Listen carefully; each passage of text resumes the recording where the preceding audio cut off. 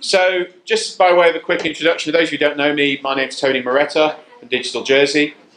And just to go back slightly, when the Jersey business team came to us and said, would you like to host an event as part of Enterprise Week? My initial reaction was obviously no, but then Alexia bullied me into it as usual. But I thought, what should we talk about? And I was reminded of a discussion I'd had when I attended Elliot Lincoln's excellent Chamber Digital group, and we had a discussion about how we can help businesses on the island. And I thought, well, we go on and on about things like Bitcoin and blockchain and Internet of Things and things like that, but actually there are a lot of technologies that have become everyday in some place in the world, everyday to some companies in Jersey.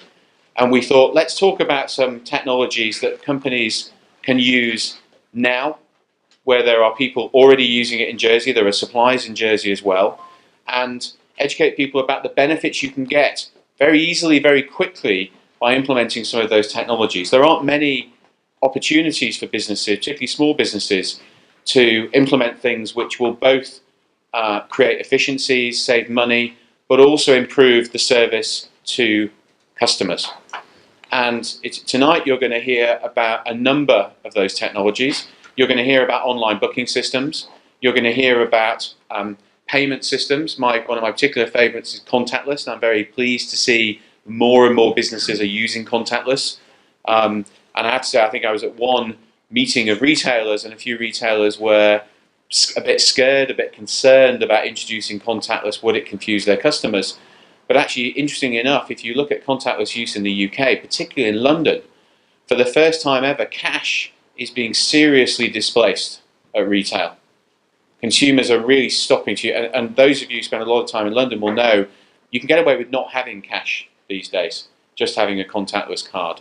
And it's not scary, people are using it more and more often. I even got my mother to use contactless for the first time ever in Jersey. If only I could get her to tweet about it, that would have actually been quite useful. So without further ado, I'd like to make some introductions to the companies going to be talking to you tonight. So firstly, we have the Jessicas from Bonita Hair and Beauty.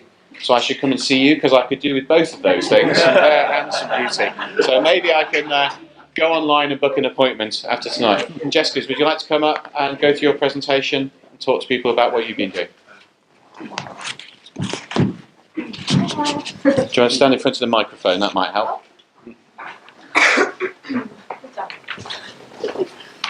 Hello. We are from Bonita Hair and Beauty at Resorts. Our computer system we use for our hair and beauty system is called Forest. With our online bookings, you can access them 24/7 via our website and Facebook page. All our appointments are synced with our Forest Salon software, so there's no double bookings being made. Salon owners and staff have their individual logins for their app for when they log in on their either tablet or computer or your iPhone. And even when you're out and about and you check diary, reports, just clients coming in on that day, etc., you can do so easily. We can choose what we have on our system, from which treatments, how long the treatments take, how much they cost, and room availability. You can book now, literally meaning in a few clicks of a mouse, your appointments are already sorted for you. For all of us in life, it's super busy all the time, so the best way is you'll never forget when you're booking online. It's just done for you, super easy, and that's the best way to get your clients in. A deposit is made, which all clients are asked to do for when they're booking an online appointment, which always ranges from about 50p to £1.50. For all business owners, this always covers no-shows and late cancellations, as the system has a right to request payment from no-show appointments if done more than once. It's super quick, you can get yourself booked in 2 minutes. All it involves is selecting which treatment you're after, which stylist or therapist you would like to see, and there it will give you a time and a date available slot, so it's super easy. When it comes to history and appointment details, and if you've got which day or time your appointment's on, all you have to do is log into your system and it completely tells you there and then, such as like date, time, therapist and service which you're in for. And with rescheduling and cancelling appointments, this can also be done online before 24 hours an appointment is already made.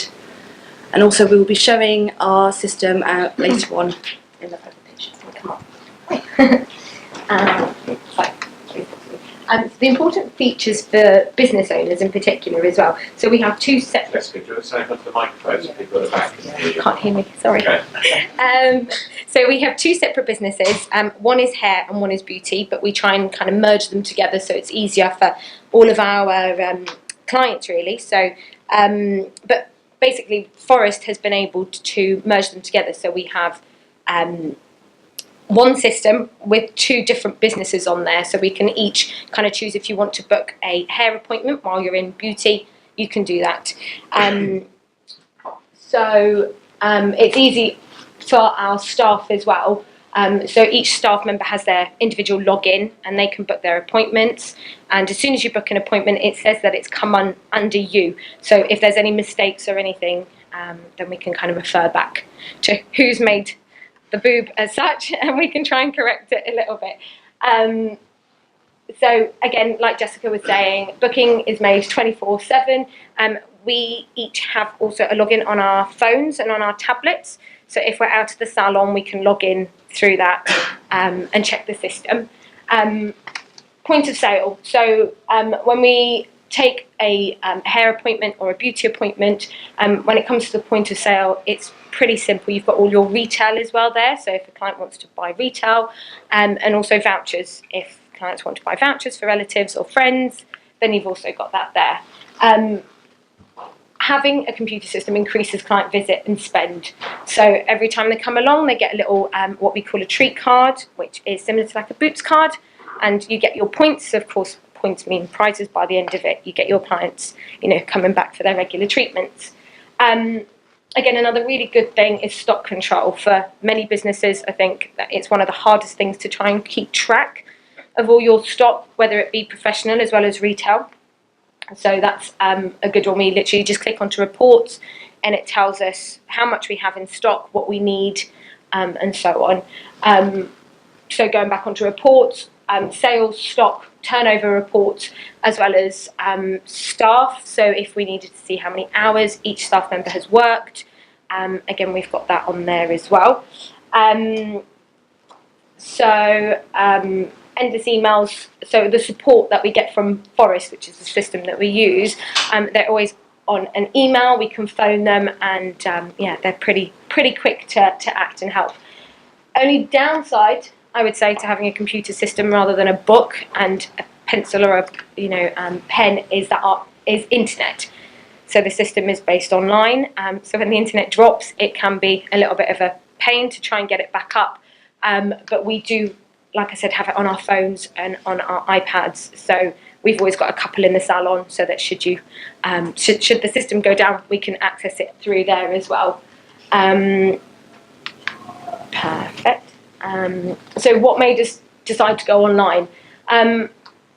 Basically, if you've got kind of 3 or more therapists or stylists working, it makes life so much easier, both for our staff, for the business owners, and also for our clients. Again, with the online booking system, it is really, really good for us. Average age of booking online, I mean, really, we seem to find with all of our clients, it is all ages. You just go onto our website, and literally click on a few links there, and it takes you on to exactly what treatment you would like to book in, and it gives you a time slot, like Jessica was saying. So anybody who uses computer, anybody who uses email, it literally is super, super simple. I'm sorry we couldn't get our thing up here today to show you properly, but if anybody is interested, then we can show you a little bit later on. All right? Thank you.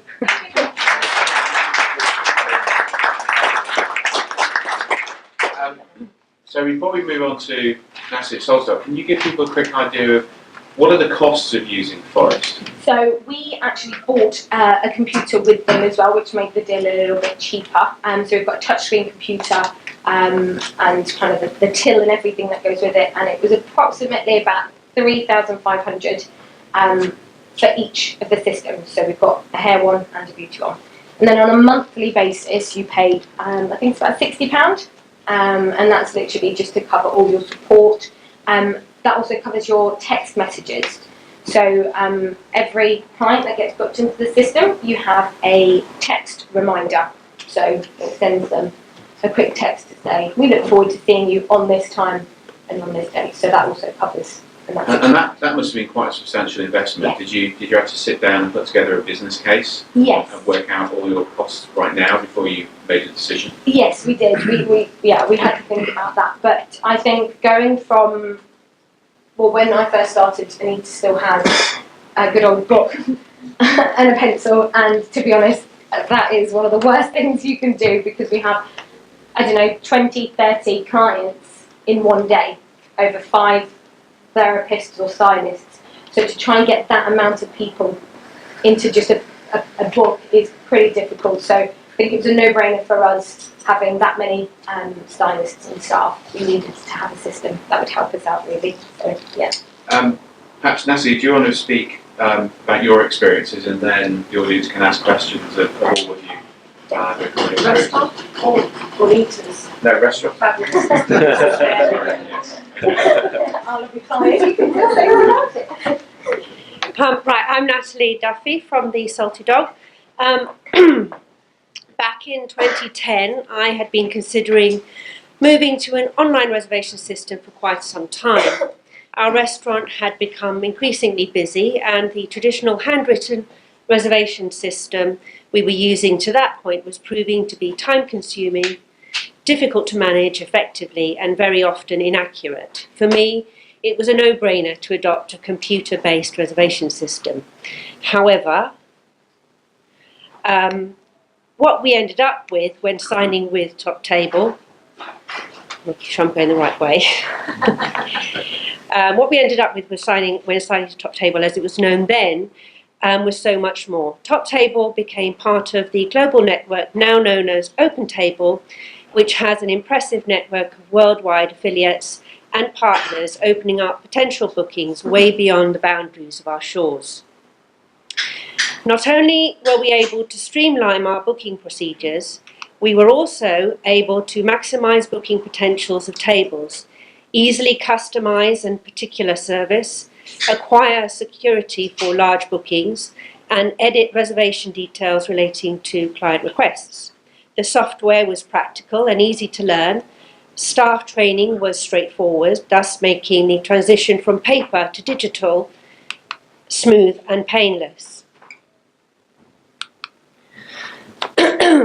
Diners were able to book from the Open Table app by looking for Salty Dog or, say, a restaurant in Jersey, and they would be given a choice. Or they could go directly to our website. Once the client completed the necessary fields, they receive an email confirmation with T's and C's, followed by text updates, reminders, and prompts to opt in or out of receiving marketing material, which is all there. Okay. The information we gather from our clients has opened up a whole series of additional benefits. We're able to keep a record of clients' visits, likes and dislikes, cancellation or no-show track records, and so on. The results are that our teams are better prepared and able to provide a more polished service and improved customer experience. The beauty in which the information is gathered and inputted results in not only us being able to email our guests with general news and marketing information on the restaurant, but we're also able to target specific clients for particular events. For instance, regular diners at our rugby lunches and suppers are emailed specifically, providing a more strategic marketing plan, and it has proved to be very effective. Results are instant and we get the bookings. Shaking. I don't do this when I'm selling specials, I tell you. Oh, okay, monthly reports. So, really invaluable information is incredibly useful analytical detail on reservation volume, how clients book, where they come from, and seasonal trends. This information is invaluable to your business and to ours, and it is essential to keep monitoring the details in order to establish the true value of the chosen reservation system. Pricing. The different packages available there are many different packages available dependent on whether you select a cloud-based or a web-based service, and as well as the size of your establishment. However, generally, there will always be initial setup costs followed by monthly subscription fees and in some cases commission.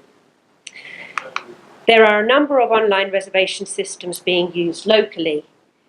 At one end of the spectrum, we have Res Diary, used by Number 10, for instance, which offers a slightly different table plan and setup to Open Table, however, more or less the same, but doesn't have the same kind of global partnerships and online presence as Open Table has. And at the other end of the spectrum, we have Zonal, which is used by the Potteries Group, and this is a powerful, fully integrated system that's very effective in large establishments in order to maximise on operations, on sales, on service, in every department and in every zone. So, if anyone is interested in receiving details on the prices that I mentioned earlier on, we have managed to negotiate some special rates for Jersey Hospitality Association members. So I'm happy to make introductions in that regard. And that brings my presentation to a close.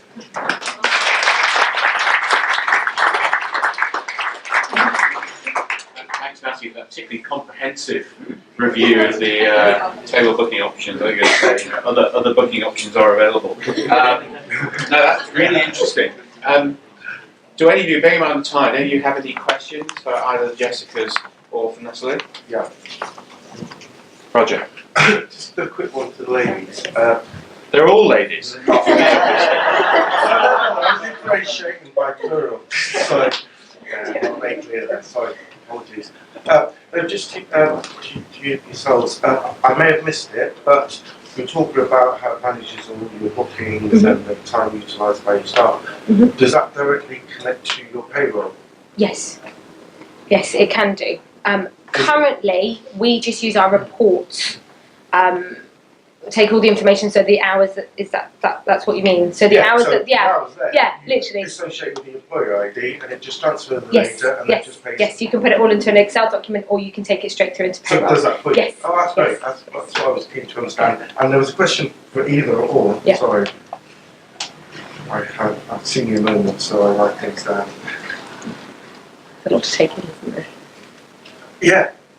With regards to your booking system, the fact that we do send them to reminders, have you seen a significant drop in no-shows? Very much so. Oh, hugely. Yeah. I mean, it's not like we bombard our clients, but literally, as soon as they book an appointment, they get an email to say, thank you for booking your appointment. Here is the time and date. And then 2 days before their actual appointment, they get a text and an email, which also gives them time to cancel. So that's the main thing. Yeah. Communication. Yeah, exactly that. And it really has worked. How easy was it for you to get your teams on board with the new systems, to both of you, with new systems? And if you asked them before and now, what would the difference be? For our team, I mean, the guys, all of our team members, I'd like to say, were quite good on computers, should I say. The system is super easy to follow. I mean, I can get it up on a PC afterwards and I can kind of show you what the system looks like. There was the odd couple, should I say, which I can't lie, and they kind of looked at us like, you can't bring a computer, it's going to be so confusing. But after teaching them, we sat down with them and, really went through it. And we have one main receptionist, and then everybody else just does the basics. So they don't know the whole system. It's just 3 people, I would say, would know the system. Sorry. Exactly the same answer. Yeah. Very easy. Ditto. There you go. That's it. Any other questions? Do you know what percentage of your clients actually book online compared to those that book manually? I was just saying before, I should have given you a lot more information on that. I can find out. We get sent monthly kind of statistics, of how many people book online, and it has definitely increased. Yeah, it's. I mean, like we were saying, I think if you've got 5 minutes and you're there and you're on an iPad or your phone, you can quickly book in rather than having to ring. Say, can you do this day? No, Integrating the system with booking people, so somebody comes in and books manually. Is that do you put that into the system? Is that instant? Instant, yeah. Even our online booking systems, if you're to look at the screen, it kind of says pending online booking. Okay. So it literally is super instant. So there is no double bookings or no issues like that at all. We're getting on to sort of cards and payment stuff next, but just for these guys, do either of the systems integrate the card payment side of it? And if so, are there more costs for that, or is that just something you do separately?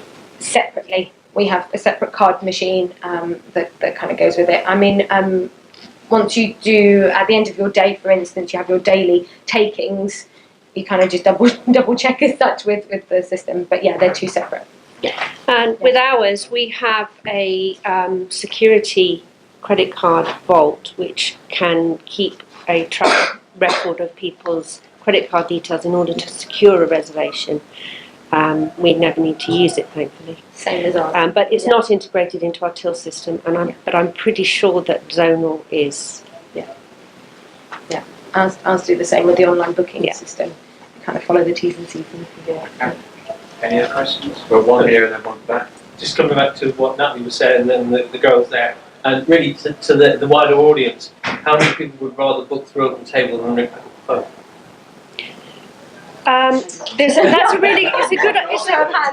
It's a good question, because I think that it depends on where you are and what situation you're in. If you are travelling abroad, you might want to use Open Table, for instance, because you've got the app on your phone and you want to book a table, as opposed to going to the website to book, which can be a little bit of an issue because you get charged more commission if you go through Open Table as opposed to through the website. However, locally, phone call is very popular, although there is a big swing in a trend now to online bookings. And I'd say probably over 50% of our diners are booking online. I remember reading an article recently, I can't remember where, it said increasingly because people, if they're doing bookings during the day, if they're doing a phone call in the workplace, it's giving away that they're doing personal business, whereas they can sit there and I mean, don't dismiss that sort of behavioural trend, because that's important. Most people in the room would think, if you've got a choice of where to book, you'll go for that. And certainly my experience, I mean, the restaurant booking side, I have a few experiences in Jersey where I made a booking, gone to the restaurant, we don't have any details, and they said, we're having problems with the new booking system, they're not using one of those. And when I've said, why aren't you using something like Open Table, and their response to people, it costs too much, and I said, now you know why. Because actually, what would you rather have? Something that works and people are going to have a smooth experience. You won't want, as any business, someone turning up thinking they've got an appointment without turning them away. The thing with ours as well is that it's the backwards and forwards. So, can I have an appointment on this date? This time? No, we can't make that time. Can you do this time? So there's a lot of that going on, whereas if they're sat on their sofa or wherever they may be, they can choose their own time and date and know when and where they can. I think we had, so I'll take two more questions, one at the back and then Alex. The mention of texting, is that from a Jersey number or from UK? No, that is from the system. From a UK number, but I think, if I'm not wrong, it comes up with Forest, with Bonita. Sorry, automatically comes up. Comes up with our business name as a text. So your system's cloud-based. Yes. Primarily from the UK, as it were, yes. From the head office there, and it's text from there, generated from there. Yes. Okay. Alex, final question. You've really got me thinking. Your businesses are both to members of the public. Do you think this could work in a business-to-business situation as well?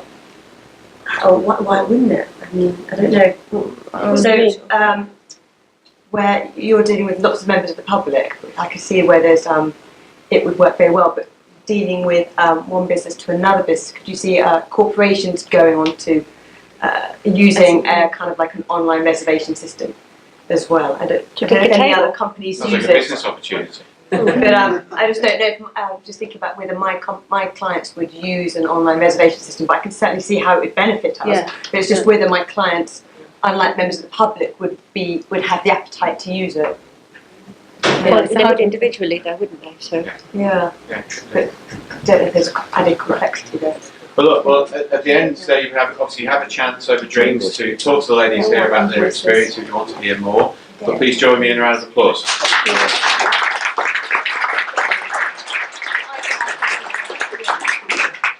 And now we're going to hear from Nobby from CityPay and Rory from RFresh about how they've used contactless payments in their business. Okay, so good evening. Sorry, can you hear me? Okay, so when we talk about contactless payments, we're normally referring to devices that, such as credit cards, debit cards, smartphones, that use radio frequency ID, RFID, or near-field communications, NFC. So contactless payments are enabling consumers and retailers to quickly execute a transaction at the point of sale by simply waving or tapping a card or smartphone to conclude that transaction. From a technology point of view, contactless systems require at least 3 devices. We're looking at a reader, a tag, and antenna. The reader sends a probing signal to the tag via the antenna, and the tag responds with its unique information. In this case, it will be a card number. RFID has 2 different tags. A type of tag is active tag, which has its own power source and therefore has a range of something like 100 meters, ideal for many industries, but certainly not payments. Whereas the passive tag relies upon the electrical magnetic source for its power source, and therefore its range is reduced to only a few centimeters, which is ideal for a payments world because of its close proximity. NFC has an advantage over RFID insofar as it can provide for a peer-to-peer communications, i.e. it can act as well as a tag as well as a reader, and therefore ideal for the smartphone payment systems that we have in the market today. From the history perspective, contactless is not new. It's been around since 1997, first introduced by Mobil for its gas stations for concluding transactions. Since then, we've seen a number of initiatives from acquirers and issuers through to telecommunication providers and obviously the card schemes, Visa and MasterCard, and of late, the smartphone manufacturers themselves have come to the market. We briefly look at some of the key benefits and market acceptance. A significant number of retailers are reporting that contactless technology is twice as fast as traditional credit card transaction. And that's because there's no PIN verification or an online authorization required, as the authorization is actually done locally. So contactless, I guess, can be summed up as being quick, secure, easy to use, and traceable. And it's doing pretty well. According to Visa, in 2016, contactless payments accounted for something like 1 in 5 in the UK, and in Europe, it's 1 in 3. We briefly look at security and processing risk. The first thing to note is that contactless uses the existing chip and PIN credit card infrastructure. Therefore, it's benefiting from the scheme existing rules and protection. But in addition to that, contactless has a number of features to reduce fraud. So for example, you may realize when you get your debit card or credit card, which is contactless enabled, the contactless aspect of that is not active until such time as you put through a chip and PIN transaction. And that's clearly to protect you whilst the card is in transit to you. You may also realize that if you do a number of consecutive contactless transactions, then you might be asked for the chip, for the PIN verification. And that's clearly to ensure that you still have possession of that card. And because contactless doesn't require a PIN verification or indeed an online authorization, these transactions are limited. Something referred to as a floor limit. In the UK, it's £30. In Europe, it's between 20 and 30 euros. And in some places around the world, it can be a bit higher, but a PIN verification is required more frequently. So all of these features are protecting consumers and retailers against fraud. Just closing off with some of the myths. So, could somebody take money from my card whilst it's still in my wallet? The important thing to note here is that you can't simply take somebody's cash from their card to your own bank account. It has to go through a card system. And therefore, a fraudster would have to either apply for a merchant account, adhere to the AML and KYC checks, and also have a device close enough to you to be able to read that card to be able to commit a fraud against you. But that doesn't really work because the card holders are protected, so there's no real point. More likely, they would want to steal your card details to be able to process a transaction through another site. But with contactless, the only details that's transmitted is just a card number. So they don't get access to expiry date or CVV number, and therefore they're limited on where they can use your card online, because most websites today will require CVV or 3D secure authentication. And again, of course, if somebody is subject to fraud as a card holder, you're protected under the card scheme rules under the dispute mechanism known as the chargeback. Could somebody could I accidentally pay somebody else's shopping at the checkout? Clearly, you can't unless you wave or tap your device against the reader. Advisable not to unless you want to pay for the shopping, of course. And could I pay twice at a checkout if I have two contactless cards? The answer is no. Card systems are designed to only accept one transaction per transaction request. Okay, I'll try to keep it to 5 minutes. Great. Any questions on it? You can have a presentation, Oriel. Yeah. Okay, yeah. Do you want to do that and then maybe do the questions together about how you used it in practice? Okay, hello everyone. Contactless payments. The business I'm speaking about today is RFresh, which is one business where we use contactless payments. Across all the other businesses I'm involved in, we don't actually use it. And there's a distinct reason why. Volume and speed. It's ideally suited to smaller transactions where speed is necessary. I first came across contactless at Liverpool Street Station about 3 or 4 years ago in Boots. And I was amazed. I walked in and there was staff were filling shelves, but no one was on the tills. And the speed of people going through was immense. So whereas before you'd walk in and maybe think, I'm not going to buy anything, the queue's too big, I'm going to miss my train, it was straight through. So originally I thought that was because of self-service, but what I actually realised it was because the self-service was the same amount of time, but they were tapping and leaving. And I was really impressed with it. When we started RFresh, we wanted to find ways that we could be better than other people. And we felt that personalised service and spending time with each individual customer was one of them, and speed was another. Everyone has less time these days. Everyone wants to be going quicker and faster. If someone, we even see it now, if someone walks into one of our shops and there's a queue, quite often they just walk out and go to the next place because they don't want to queue up or they're too fast. I mean, we all live our lives with less patience perhaps than we used to have. So contactless payment allows us to be quicker and faster in what we do. You can lose a lot of money or you can save a lot of money based on the saving. We have a 2-hour period in which to really take most of our money at lunchtime. So for an example, today I did a calculation and I took 500 transactions in a 2-hour period today, and I did the math, sorry, excuse me, and it was 1 hour 23 minutes. If it's 10 seconds per transaction I was saving, it was 1 hour and 23 minutes per shop that I was saving. Now, that's almost a whole person in a shift. In a 2 shift, that's one whole person. So in order for us to give a better, clearer service to the customer and be able to talk to them, be able to say, how's your day going, but through contactless, my staff can do that because they're there engaging rather than plugging in and taking payment. The customer feels more secure, they're not handing us anything, they're nothing like that. There's a screen in front of them which has got a clear printout of exactly what they're buying, and they touch it and they go. It's entirely up to them. Our card payments are 50-50, 50% cash, 50% card payments, of which today 50% were contactless, whereas 3 weeks ago it was 30%. Now, I don't know whether that's because our customers are getting used to the idea that they can use contactless or not. So that's with the cards, but where we've also had growth is with phones, and that leads us onto something else. Now, the idea of paying with your phone you might think is exclusive to younger people. The first customer we had that used Apple Pay was 73. And I was shocked anyway because I'd never done it myself. So I was watching him do it and he did it and we were all quite happy with ourselves. The point being is it's not mutually exclusive to younger people.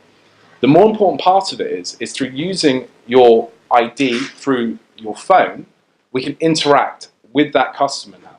So through the ease of using contactless with your phone, we can now have an interaction. So loyalty programs now go through your phone. Loyalty programs only work when the customer can actualize the benefit of it. There's no point in having 8 cards in your purse with 7 stamps and not getting your free cup of coffee or your free soup or your free haircut. But with contactless and with the phone, that allows us to track it continuously, that when it actually comes to that point, the customer has a surprise rather than they have to do the work. So the customer feels that we're in fact looking after them better, and that's all because of contactless. So not only is it the speed, but it's allowing us to interact through loyalty better. Now, I don't know many companies that don't do loyalty when it comes to a smaller transaction like that. The staff who now have that 10-second save to interact with the customer can work out if the customer's happy, not happy. They can cross-sell, they can upsell, if they so desire, but it speeds the whole process up. And it also allows us to operate a more interactive service. So we can make more food for people rather than have it on the shelves, because I've got a saving of 1 whole person on a till. So I only need 1 till to serve the same amount of people I might have had 2. That means I have someone else making food rather than all sitting on a shelf. So it allows us to be more creative and more personalised in what we do. And it all comes back to contactless, and it's only increasing and growing. What's really amazing is we still have people ask us if we even take card payments, which I think goes back to this old adage where it's £5 for a minimum card charge, but it's all changed in terms of percentages now. Am I right? Yeah. Before, if you took a car payment, it was automatically £1. So if you took a car payment for £1.20, it was automatically £1. It's all now percentages. So the idea of it as not being the future is completely ridiculous. Cash will disappear at some point, unfortunately, because obviously cash is important for lots of other reasons, but we will all be going contactless sooner or later, in my opinion. The other issue with not having cash is that that's theft. If you have a cash business, you have theft. There's no way to outlaw it, there's no way to go past it, you will have theft. The smaller the business, the more theft, because you have less oversight. The cost of oversight is going to be more than what you're being stolen from. I'll give you an example. Move and Pick Hotels in 1995 spent €4.5 million on an anti-theft from their bars. So all the bars in Switzerland. So €4.5 million, and it took them, I think it was €1 million a year to maintain this non-theft point. But they were only losing 150,000 a year through theft. So that's the point. So anything you can take away, any way technology can speed up what you can give your customer, therefore what you can actually offer them on a separate thing rather than the function of the business is where we are. And contactless, in my opinion, from my business and my real-time experience, is the easiest win in terms of speeding that process up. Okay. Thanks, Dave.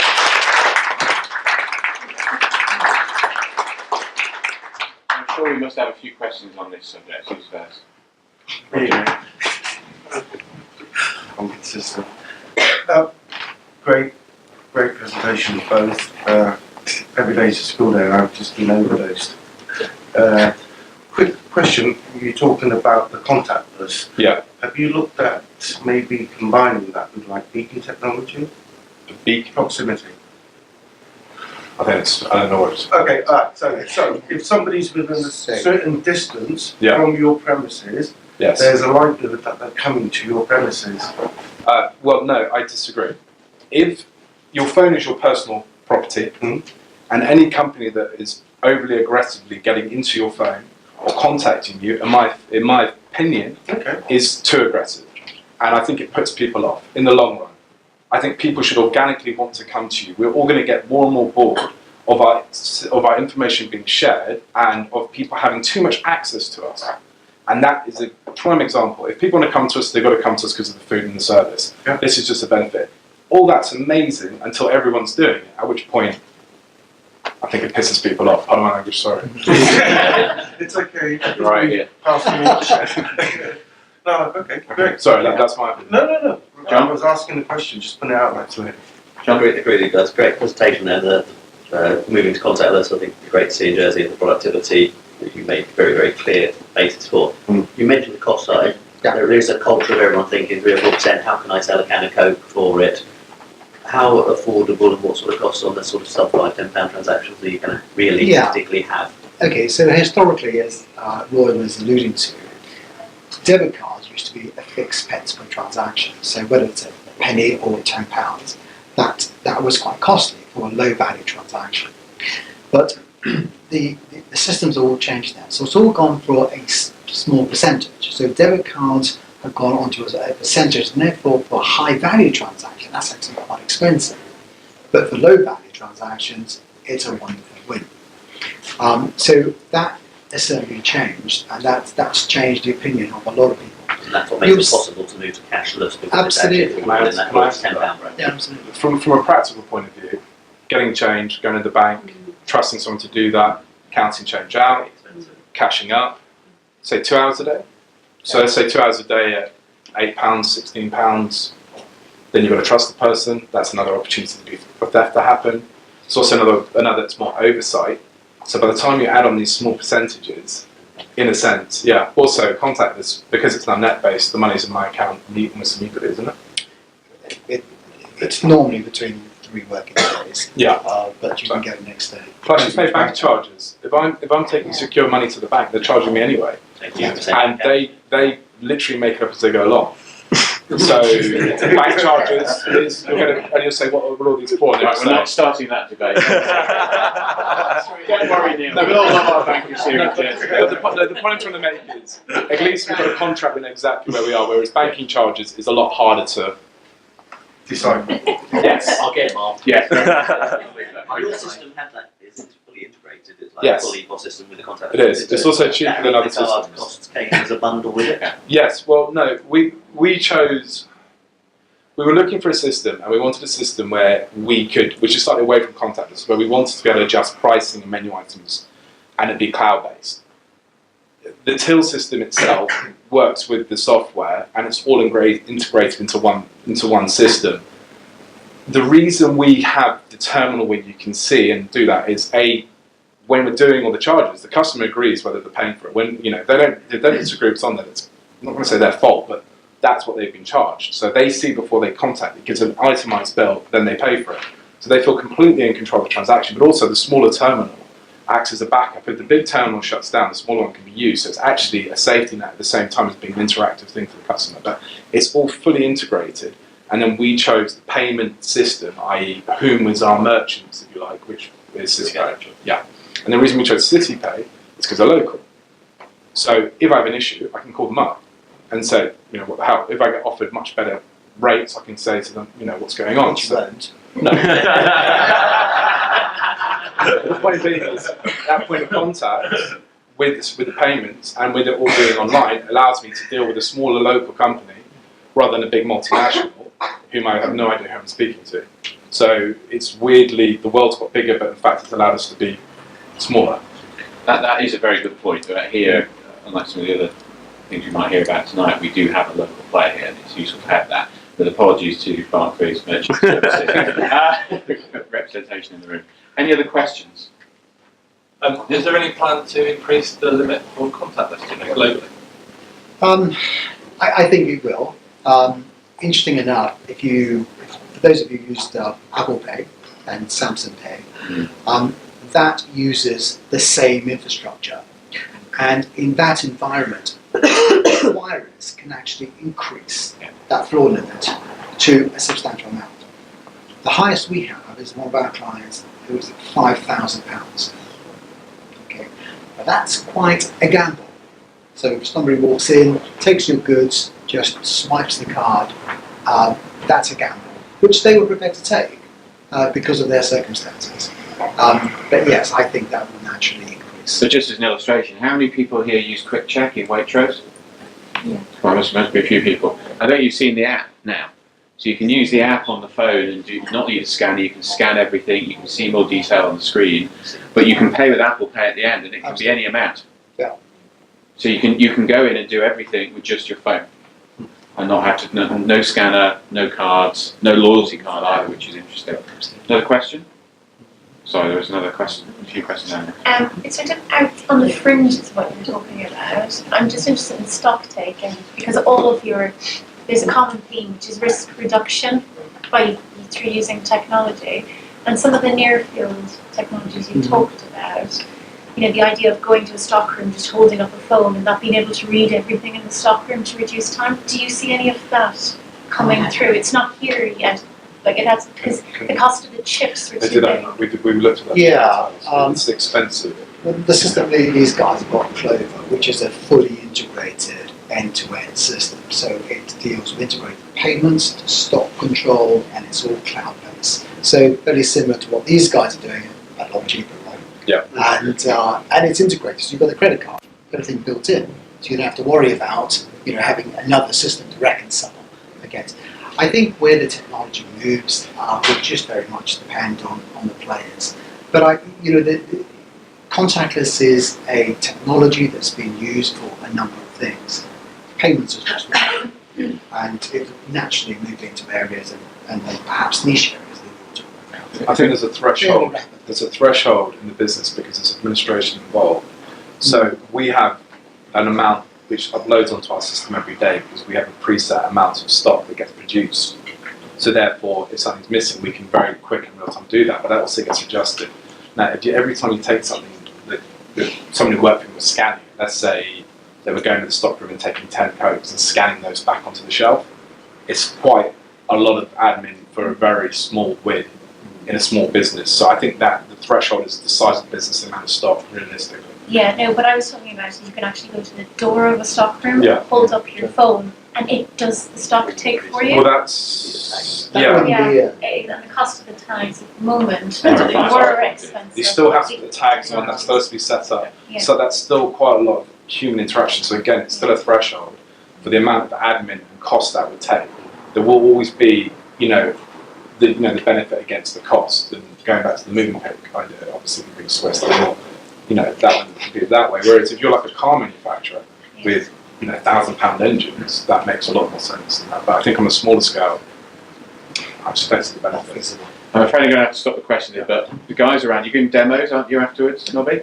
We've got a closed You've got a system, close, so you do demos, you can give questions there. But what I particularly liked, and I think people have got other questions they can ask, is, as Nobby talked about, a lot of myths around contactless.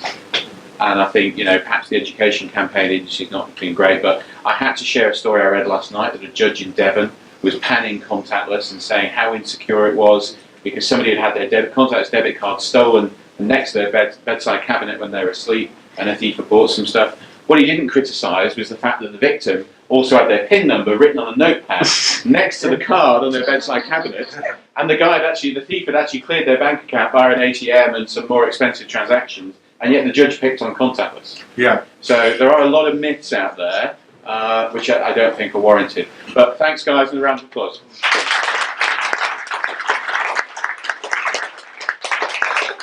And finally, if you thought contactless was exciting, wait until you hear about cloud-based bookkeeping. So, and with that introduction, Luke and Alex are going to talk about their use of Xero.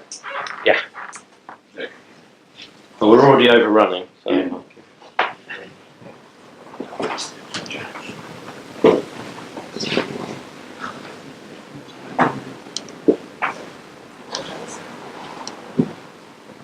There's it gone.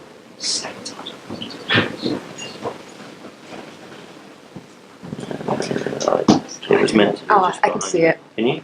It's that one. That's one. Yeah, that one. Okay. Oh, got it.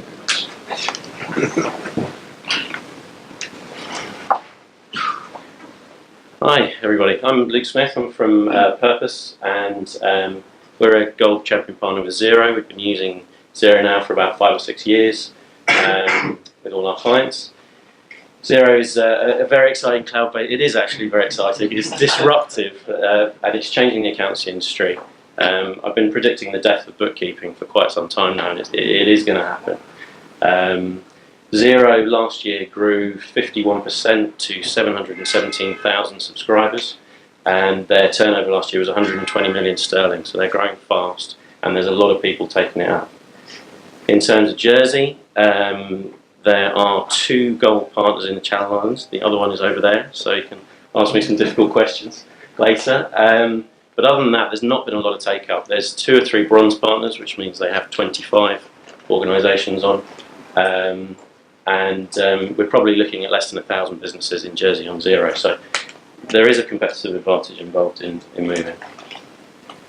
This is Mark and Natalie Reynolds at Jersey Monumental. They moved to Xero back in 2013. My favourite phrase from Mark was that Xero, it's the dog's conkers. He thinks it's absolutely brilliant. There's lots of reasons for that, but one of the reasons for that is the accessibility. So he will regularly be sitting on his iPad at home with a glass of wine on the sofa, checking out the profit and loss account and making sure that the debtors are collected, and after a busy day it's easy to log online and use tablets to see how the business is doing. We work with another business called Project 52. This is George, who works with me, and Dreamy Chris, the bartender at Project 52. We're using iCan2 integrated with Xero, and what's really good about that is it means that George can do the bookkeeping based on the data from iCan2. We have a huge level of granularity that is being provided by Chris and his team into Xero, looking at profit margins on cocktails and beer and however you want to cut the products and service offerings up, and you're able to put that through into Xero. The other thing they do a lot of is if there's a bookkeeping query, you can both look online and answer the questions over the phone while you're online. And one of the best things about Xero is not actually Xero. What they've done is they've written Xero in a way which has enabled, much like the iTunes App Store, all of these other service providers to integrate directly into other systems. So, for example, we have a plumber in St John's who's using GEOP. What GEOP does is it is a system which gives him access to knowing where his plumbers are and what they're doing, but also if there's an emergency job, the job can be sent out directly through GEOP, through the phone app.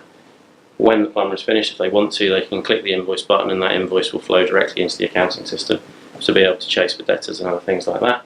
It has job profitability, so you go out to a job, you work out what you need for it, you can send a purchase order direct, that purchase order can end up in Xero, and the purchase process can be tracked through that as well as job profitability. iCan2 I've already spoken about. Harvest is a time management system, which is basically for selling time. It also does value pricing and is good for professional services businesses which have lots of consultants or employees who charge by the hour or not. Again, that integrates directly into Xero, so there's no dual entry of invoicing or quoting or anything else like that. Quotient is another one that Jersey Monumental are very fond of, and also Jersey Double Glazing. If you've ever had a quote from Jersey Double Glazing, they will send you a Quotient quote. What's really good about that is, again, when the quote's accepted, it says your quote's been accepted, would you like to create an invoice? Click yes, and it's done really fast. Receipt Bank is another app which is really changing. This is the beginning of the end of bookkeeping. Receipt Bank is you can send your bills directly into your accounting system. There are 3 ways of doing that. Take a photo with your phone, give your supplier an email address, or just upload directly from your computer. That is reducing the cost for businesses of bookkeeping massively. We've got one client who receives 3,000 bills a month, and it costs them 80 quid a month to process that. It's incredible. This is Tim's Gushy from 365 Tickets. 365 sell online tickets to places like Madame Tussauds, Buckingham Palace, Disney, now Disney World too, and 365 are processing hundreds of thousands of transactions a year. Their database that they've built has an API integration direct with Xero, and what that means is that at the end of the day the transactions are aggregated in 365. Everything we're expecting to come in from the bank feeds through into Xero, and if there's ever a query about any of the transactions in Xero, you can click a button and it takes you back into the database to be able to see what is going on with that day's data. What that's enabled them to do is run a significant volume of transactions with 2 bookkeepers, both of which are meant to be part-time but aren't quite part-time. So,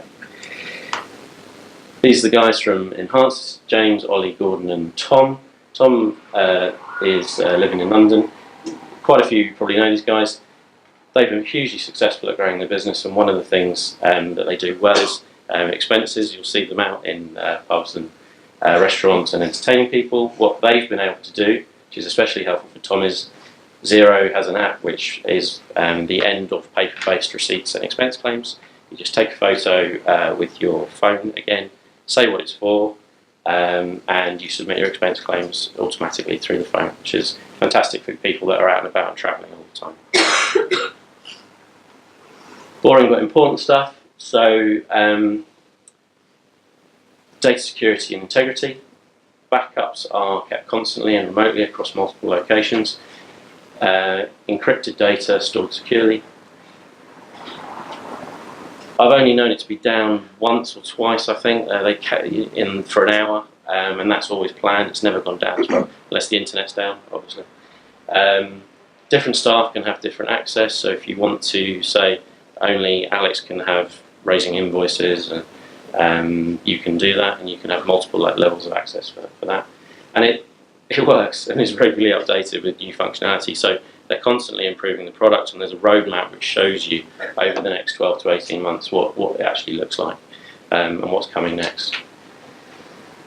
In terms of pricing, so the starter is £10 a month, and you can send 5 invoices and enter 5 bills and reconcile 20 bank transactions, so that's not for most people. Standard pricing is £22 a month, which is everything basically except multi-currency. If you want the multi-currency version of Xero, it's currently £27.50. That's it.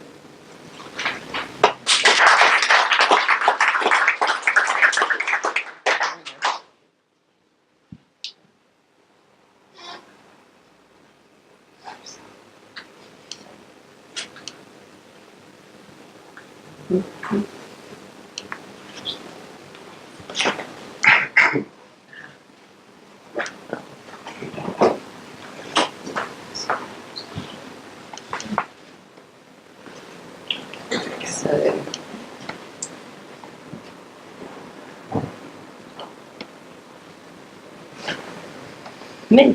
A few years ago. Okay, hello, I'm Alex Morel. I run a small training company, an IT training company, and I've been using Xero for about 3 years, and I always say it's one of the best decisions I ever made. And Luke actually helped set it up for us. So we're just a small business, and I didn't really have anybody who was a professional bookkeeper or accountant. Had somebody on who was an accountant, but not somebody to do the day-to-day work. So I got my mum in. And my mum is very proud to say that she is 65 years old, and she spent her whole life working at Degushis and working in retail and sports, selling golf clubs and things like this. Never used a computer before at work. So when I said, I need you to come in and do my bookkeeping, you can imagine she was like, I don't think so. I was like, no, it's really, really easy, I promise. And so I showed her how to use it, and it took about a couple of weeks, and she was able to do all the kind of general bookkeeping. And I think that's why when Luke says Xero's death to the bookkeeper, it just means it's not so much, bookkeeping is dead, it just means that anybody can do bookkeeping, including my mum. And she is really, really proud of the fact that she's able to do bookkeeping, and she's a big fan. So what we wanted to know is we wanted Xero when we were looking for a new bookkeeping system. I don't know if anyone else is looking at a new bookkeeping system at the moment, but we were interested in 3 things really. We wanted to be able to send invoices to our clients. We wanted to be able to reconcile it to the bank quite easily, because prior to that we were having problems, it was always out. And we wanted to be able to run financial reports. So I wanted to be able to do profit and loss. I wanted to be able to submit our GST. I just wanted to be able to just know things like what's our best product, who's our best client, all of that. So these were the 3 things I needed. So I thought I'm just going to show you how quick it is to do these three processes if this is something you need to do. So, so for example, when you log in, I log in, the first thing I'll see is invoices owed to you, so I can always see when the money's coming in, and I just click on, on new sales item, and it takes me to this screen. Obviously, I populate it with item, what I'm selling, discounts, who it's to, and I fill it out like this, bit, and then I would then just click on my preview to see what it looks like, and then I just email it out.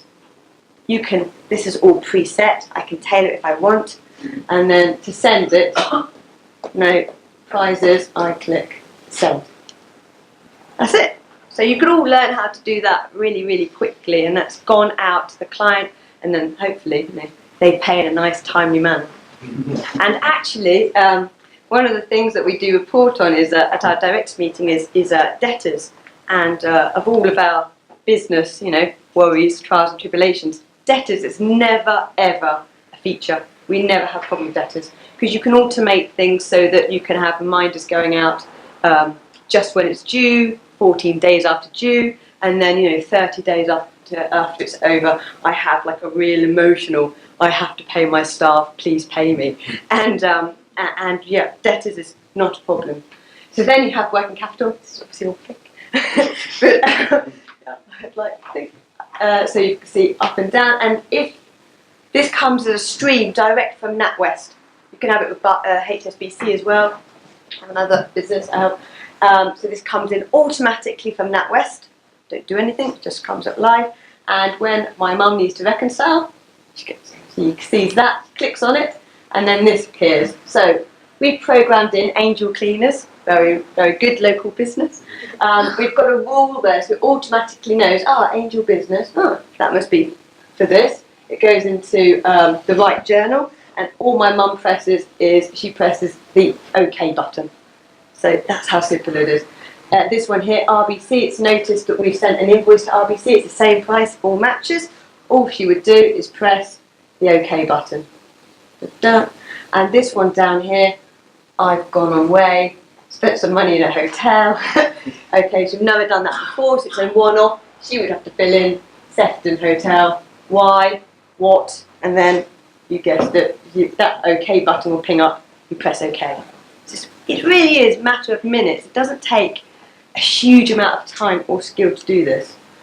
So then finally, for my reports, I've got various reports, and as Luke said, they're always coming, new ones coming online.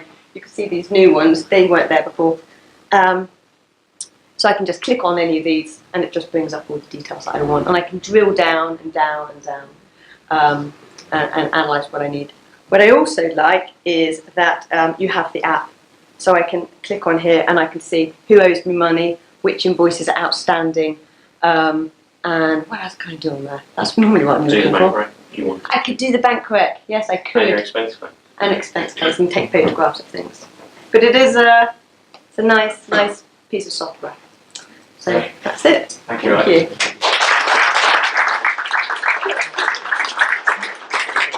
See, I told you it was exciting. You thought it was being sarcastic. Shame on you. No, I can say attest to that. We use Xero in Digital Jersey. I've learned something today. I didn't know about the expenses app, but the mobile bit's very useful because you can be out and about. If I'm on holiday and the staff need something signing off, particularly if I've forgotten to sign off the wages that month, they get very keen to get hold of me at that point. But you can do it all on mobile. Any questions for the guys on the use of Xero? So one over here. Just a quick one. Some of those Xero feeds for obscure banks have an interface called Yodel. Yeah. Which in the olden days, Barclays didn't come through straight away. Have they got the Barclays one sorted out now? Yes. We're all going to do a fact check on that. I think it's been a few months, hasn't it? We talked about that a few months ago. Good. Yeah. It's a direct feed, it's not a Yodel feed, I think. Question behind you here. Yeah. Could you, so if you mixed in your suppliers, for example, and you're invoicing, could it give you, and you sort of link to your sales and your wastage, could it give you real-time margins? No, because you wouldn't get your bills in real time. But it would still be, as soon as the bills are inputted, Yeah. you'd have your margin Yeah, that's immediately. That's what we do at products. And then, can you do payroll? So is it live on a daily basis, so you can add in sickness, holidays, and what have you? It doesn't have payroll functionality. It does, but only for the UK. So. And then for debtors, for accounts payable, can it monitor what you're spending? And if you've got a spike, say in your water bill, from the year before or from what you think it should be, it'll send you an alert so you can see it as an issue. Or if you're sort of spending too much, as a large business and people are purchasing, let's say you're a builder and people are purchasing a bit too much, can it sort of warn you quite quickly that there's something going on? It relies on your mum, doesn't it? Yeah, you can have a budget in there, but then you have to go in and check it against the budget. But I know what you mean, like a tracker spend. Yeah, automated. I don't. There's an expenses by contact report which gives you all the people you've ever paid, and then each month. You're talking more like trend analysis, aren't you? Yeah, I'm just thinking. Yeah, I'm just thinking instead of having to analyse all my accounts and my payments, who I'm paying, and look at my historical data, if it's all loaded in the system and I've got parameters saying I'm allowing a 5% increase only, and if it goes above that, like a flash on the screen, immediately allows me to react quicker. At the moment, no. Yeah. But if you click on a supplier, the one-page view of the supplier gives you a graph of the last 12 months, so you can instantly see if there's an unusual pattern. But it wouldn't just send me like an email or alert saying, but that's Xero's big push as they move to the cloud and AWS. Is to start data mining the data. Can I suggest we go into a more detailed part and you can compete or a potential new customer here? Do we have any more slightly lighter questions? Can I ask what the multi-currency version is like? Is that Yeah, I mean, how many people are using it that we know of? 5 or 6 people using it. Never seen a problem. It doesn't do multi-currency journals if you want to get really boring about accounting, but it does do. You have to, in terms of multi-currency, you have to input bills or invoices or transactions through the bank statement. It's just mainly the boring accountancy stuff you can't do. I've got somebody who's trying to change between bank accounts using an external broker to do something like that. Yeah, so 365 use an external broker. Yeah. Yes, you can. I'm going to take one more question, but obviously, as I said, the guys are here to take questions afterwards as well. Have one more question? No? Well, as I said, the guys are all going to stay around for you to see demos, have a conversation, ask more detailed questions. But please thank you to all speakers.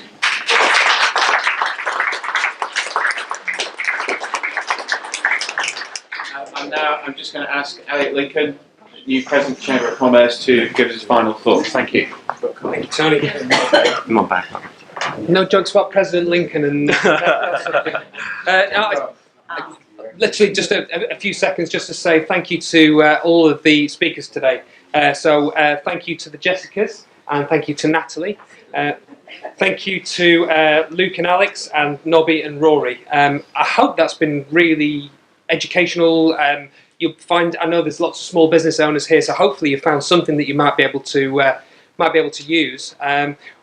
The speakers are all going to be around for a short amount of time. I also think we've got JT who have got a closed. What is it that you're doing, JT? simple phone system to start businesses? So simple phone system for startup businesses. So please stay around. One of the most important things about Jersey is the connections that we make together. So spend a bit of time networking. There's some drinks still at the back. So it remains for me to thank Digital Jersey and for the use of the hub, and also for Jersey Business for all of the work that's gone into the event here. So I just want to round off by saying thank you very much to you all.